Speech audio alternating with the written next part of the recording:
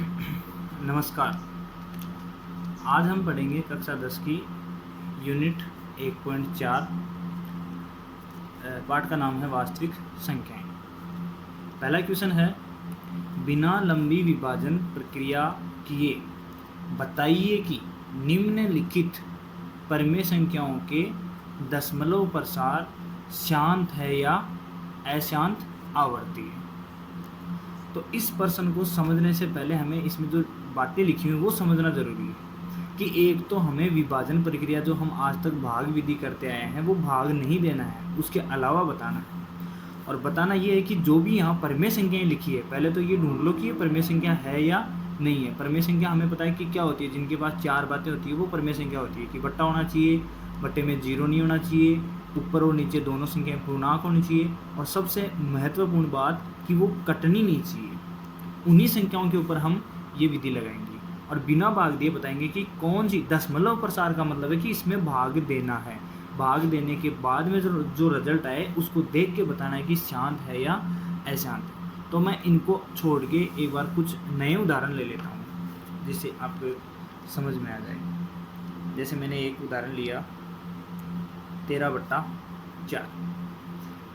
13/4 का मतलब है कि 13 के अंदर 4 का भाग देना है। तो मैं यहाँ दूंगा 13 के अंदर 4 का भाग,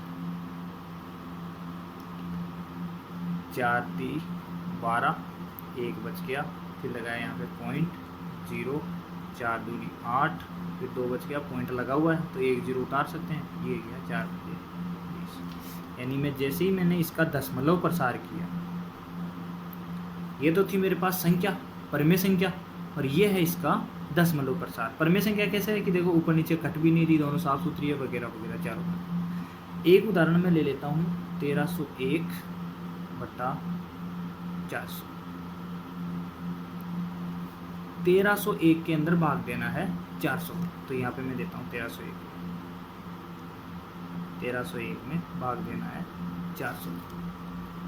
400 का फड़ा 1 में तो जाएगा नहीं, 13 में नहीं जाएगा, 130 में नहीं जाएगा, तो 1300 में जाएगा। तो 4 3 1200 हो गए, बच गया 101। आगे भाग नहीं जा रहा तो लगाएंगे पॉइंट, फिर लगाएंगे 0, फिर हमें पता है कि 4 दूनी 800 होते ही हैं, ये 1000 है, तो यहाँ बच गया 0 1, और 10 में से 8 गए तो 2। फिर हमें पॉइंट लगाया हुआ है तो 1 0 और उतार सकते हैं, तो ये जाएगा 5 बार, क्योंकि 5 चौका 20, 2000 होते हैं। फिर यहाँ बच गया 0 0 1, और यहाँ 0, फिर पॉइंट लगाया तो 1 0 लगा सकते हैं। तो फिर 400 का भाग 2 बार, फिर 800 आ गए, फिर 0 0 2 आ गए, फिर पॉइंट लगाया तो 0, और अब की बार भाग पूरा चला गया। तो मैं यहाँ लिख लेता हूँ जो भी इसका भागफल आया 3.2525, 3.2525। एक संख्या में ले लेता हूँ 4/3, यानी 4 के अंदर 3 का भाग देना है। तो यहाँ लिखा मैंने 4 और यहाँ लिखा मैंने 3। 4 के अंदर ऊपर वाली में तो 1 बार गया, 3 एकम 3, 1 बच गया, फिर पॉइंट लगाया 0, फिर 3 बार गया 9, फिर 1 बचा, फिर पॉइंट लगाया 3 बार 9, फिर 1, यानी ये 3 3 3 जाता रहेगा। यानी एक बार तो पूरा गया, बाकी 3 3 3 ये जाता रहेगा। एक संख्या में ले लेता हूँ √3। जैसे ही आप √3 का मान निकालोगे कैलकुलेटर में या कहीं से भी, या वर्गमूल विधि से, तो वो आएगा आपके पास 1.7320508080, और ये ऐसे ही चलता जाएगा। ये 4 प्रकार की संख्याएं ली। ये हम ये सीख रहे हैं कि कौन सी तो अशांत होगी, कौन सी शांत होगी, कौन सी आवर्ती होगी और कौन सी अनावर्ती होगी। सबसे पहले दशमलव प्रसार, ये इनको दशमलव प्रसार बोलते हैं। इन दशमलव प्रसार में वो वाले दशमलव प्रसार ढूंढो जो शांत है। शांत होने का मतलब कहीं ना कहीं जाके उनका भाग पूरा चला गया, अब डेस नहीं आगे। जैसे इसमें डेस है, यानी अभी भाग और जाएगा, इसमें भी भाग अभी और जाएगा, ये दोनों शांत हैं। तो मैं यहाँ लिख देता हूँ कि ये भाई साहब शांत है और ये भी शांत, ये है अशांत और ये है अशांत। ठीक, अब बात आती है आवर्ती और अनावर्ती की। ये दोनों अलग है, ये दोनों अलग है, इन दोनों चारों को अलग अलग मत मानना, ये दोनों सेम सेम होते हैं और ये दोनों सेम सेम होते हैं। आवर्ती यानी दशमलव प्रसार करने के बाद में जो भागफल आपके पास आया है, क्या उसमें कोई सा भी अंक आवर्ती कर रहा है, यानी वापस वो का वही आ रहा है। हमने यहाँ देखा 3 ठीक है, 2 ठीक है, 5 ठीक है, अब आगे तो कुछ आया नहीं, यानी वापस 2 नहीं आया, ना वापस 5 आया, तो ये तो भाई साहब अनावर्ती है, यानी यहाँ तो किसी भी अंक की आवर्ती नहीं हुई, तो इसके आगे लिख देंगे अनावर्ती। अनावर्ती। यहाँ देखो 3.2525 यानी आवर्ती हो रही है वापस 2 और 5 2 और 5 की, तो यहाँ हम लिखेंगे आवर्ती। यहाँ देखो 3 3 3 3 3 3 ही 3 आ रहा है, तो यहाँ भी फिर क्या आएगी आवर्ती। यहाँ लिखो 7 3 2 0 5 0 8 0 8, पता नहीं क्या क्या संख्या आ रही है, तो ये होगी अनावर्ती। अब जरा इन चारों को ध्यान से देखो कि 3.25 खत्म होगी, एक साथ इसका नाम बोलेंगे तो क्या बोलेंगे कि शांत अनावर्ती। ये क्या हुई शांत आवर्ती। ये क्या हुई अशांत आवर्ती। ये क्या हुई अशांत अनावर्ती। ये विधि तो है भाग देने के बाद में पता करना, लेकिन किंतु परंतु यहाँ लिखा हुआ है कि बिना लंबी विभाजन प्रक्रिया किए बताओ, यानी आपको ये भाग नहीं देना है, इसके अलावा बताओ कि आप ये आंसर भी निकाल लो और आंसर को देख के ये भी बताओ कि शांत होगी अशांत होगी आवर्ती होगी अनावर्ती होगी। अब देखा जाए तो ये वैसे नाइंसाफ़ी है कि भाग देना अच्छा होता है। अगर किसी को ये विधि आगे जो मैं बताने जा रहा हूँ वो विधि नहीं समझ में आती है तो वो ज़्यादा टेंशन ना ले, वो सीधा भाग दे और अपना आंसर निकाले और आंसर को देख के बताए कि शांत होगी नहीं होगी आवर्ती होगी नहीं होगी। ये लंबी विभाजन प्रक्रिया ये एक तरह का आगे का ज्ञान है, तो ये अगर समझ में आता है तो ठीक है, नहीं आता है तो हम हमेशा प्रश्न तो सही करके आएंगे, प्रश्न गलत नहीं करके आना है कभी भी एग्ज़ाम में, तो अब वो सीखेंगे। तो जैसे कि यहाँ पर ही देख लेते हैं, इनमें देख लेते हैं, ये लिखा हुआ है 1301/400 और मुझे आंसर लाना है ये, ताकि ये आंसर आते ही फिर मैं बता सकूं कि ये शांत होगी अशांत होगी आवर्ती होगी अनावर्ती होगी। मेन तो यही है कि जैसे ही मेरे पास ये रिजल्ट आता है मैं बता सकता हूँ कि शांत होगी अशांत होगी आवर्ती होगी अनावर्ती होगी, और वो बिना भाग दिए बताना है।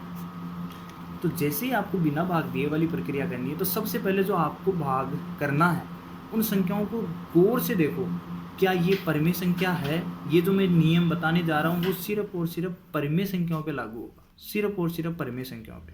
अपरिमेय संख्या है, जैसे आप बोलोगे अपरिमेय संख्या तो रूट वाली होती है, ये तो रूट में आएगी नहीं। यहाँ लिख दिया मैंने 8/6, यहाँ ये नियम नहीं लागू होगा क्योंकि ये परिमेय नहीं है, यहाँ कट सकती है संख्याएं 2 के पार्ट से, ये 4/3 आएगा तो 4/3 पे लागू होगा ये नियम जो मैं बताने जा रहा हूँ।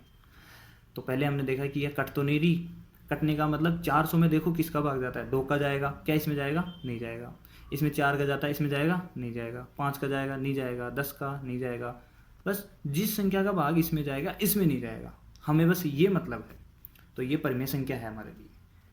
सबसे पहला काम परिमेय संख्या ढूंढना, या अगर नहीं है तो उसको बनाना। जैसे आपको बोल दे कि 8/6 का बताओ सीधा, तो पहले हम इसे परिमेय बनाएंगे और इसके बाद में जो मैं बताने जा रहा हूँ वो नियम लगाएंगे। तो पहले ये परिमेय बन गई, फिर जो बट्टा है उसके टुकड़े करेंगे। टुकड़े करने का मतलब अभाज्य गुणनखंड करेंगे।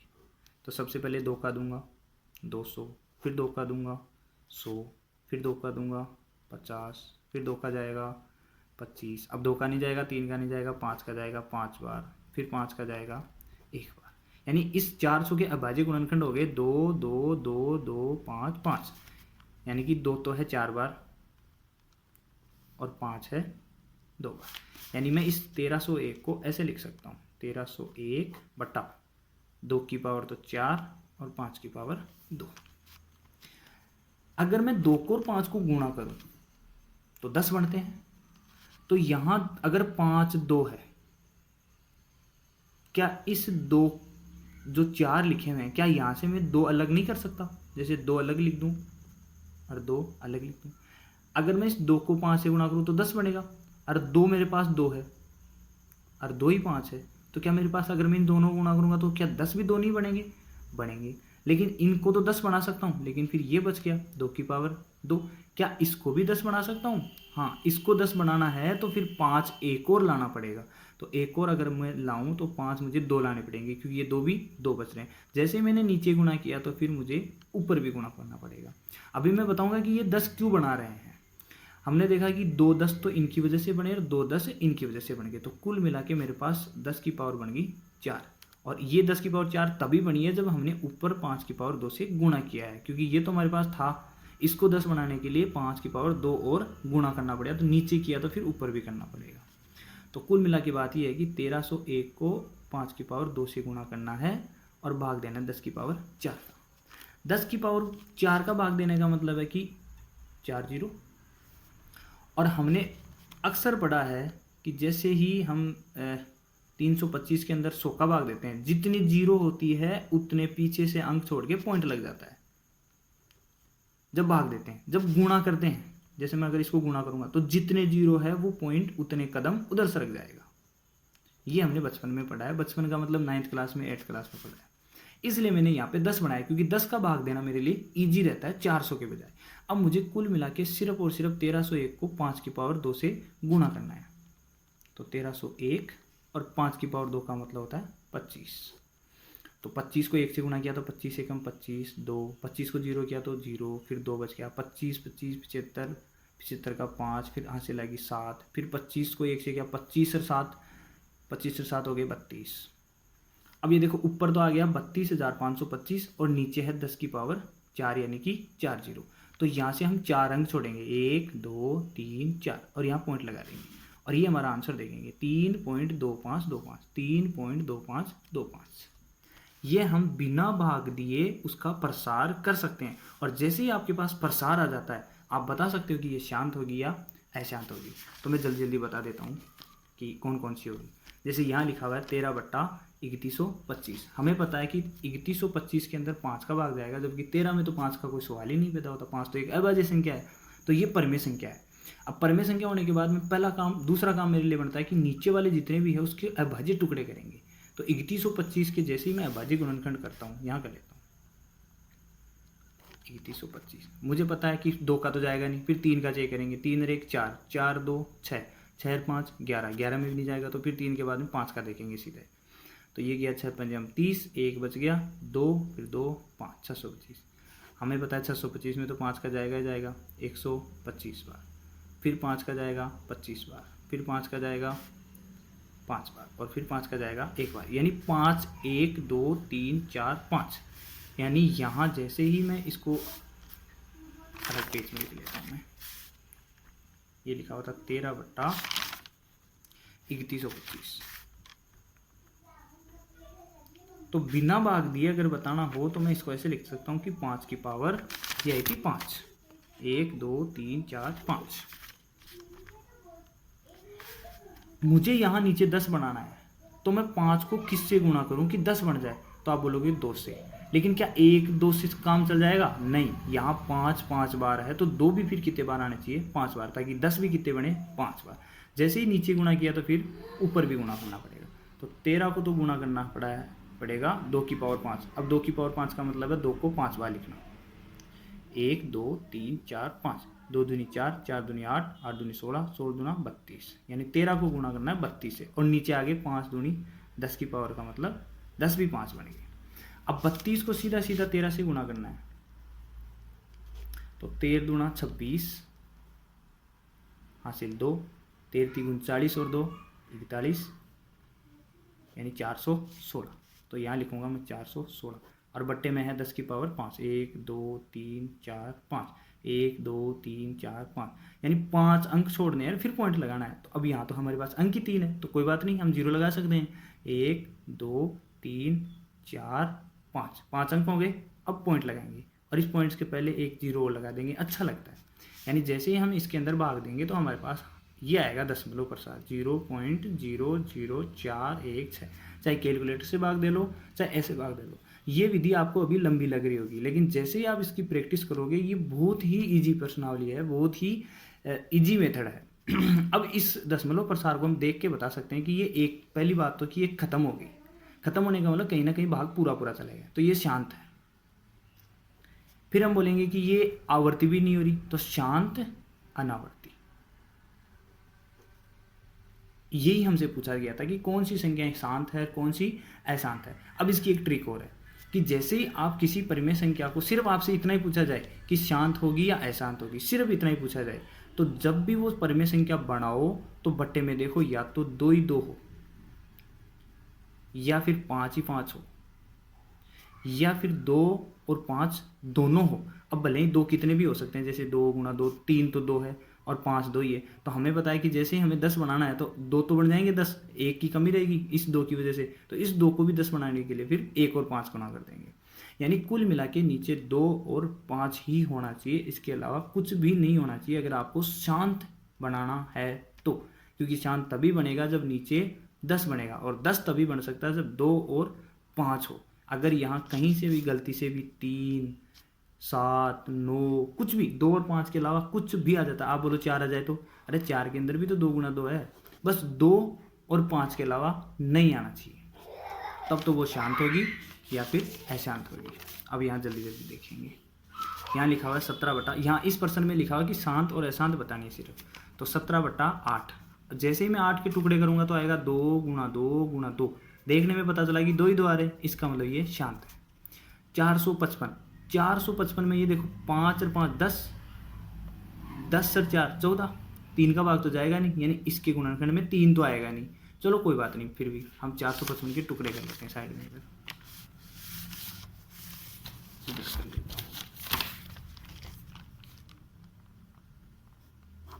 नीचे वाले के टुकड़े करते हैं हमेशा, तो 3 का जाएगा नहीं, 5 का देंगे, 9 पंजे 45 और ये 91। अब हमें पता है 91 तो 7 का जाएगा, 13 7 91 और फिर 13 का 1। देखो यहाँ नीचे 5 आ गया, या तो ये 7 और 13 संख्या लिखी हुई थी ऐसी 64/455, या तो ये जो 455 के जो टुकड़े हैं, या तो ये 7 और 13 ऊपर कट जाए, या अगर ये ऐसे के ऐसे रहेंगे तो फिर भाई साहब ये अशांत होगी। कटने का मतलब कि 7 ऊपर भी हो 13 ऊपर भी हो। हमें पता है 64 के अंदर तो 7 आता ही नहीं है, 64 के टुकड़े करके देख लो आप। 64 के जैसे ही आप टुकड़े करोगे तो 2 का जाएगा, ये जाएगा 32 बार, फिर 2 का दोगे ये जाएगा 16 बार, फिर 2 का दोगे 8, फिर 2 का दोगे 4, फिर 2 का दोगे 2, फिर 2 का दोगे 1, यानी 64 में तो 2 ही 2 आ रहे, यानी 7 से तो ये कटेगा नहीं, 13 से भी नहीं कटेगा, और ये ऐसे छूटेंगे नहीं, इसका मतलब ये अशांत है। यहाँ नीचे 2 या 5 ये ही होने चाहिए, इनके अलावा कुछ नहीं होना चाहिए, तो ये अशांत है। फिर यहाँ देखो 1600, हमें पता है 1600 में 2 ही 2 आएंगे, जैसे आप टुकड़े करोगे आपको पता चल जाएगा 2 ही 2 आएंगे, तो ये शांत है। 343 और ऊपर लिखा हुआ है 29, हमें पता है 343 जैसे हम टुकड़े करेंगे 343 में किसका भाग जा सकता है, 3 का जाएगा नहीं। 1 मिनट,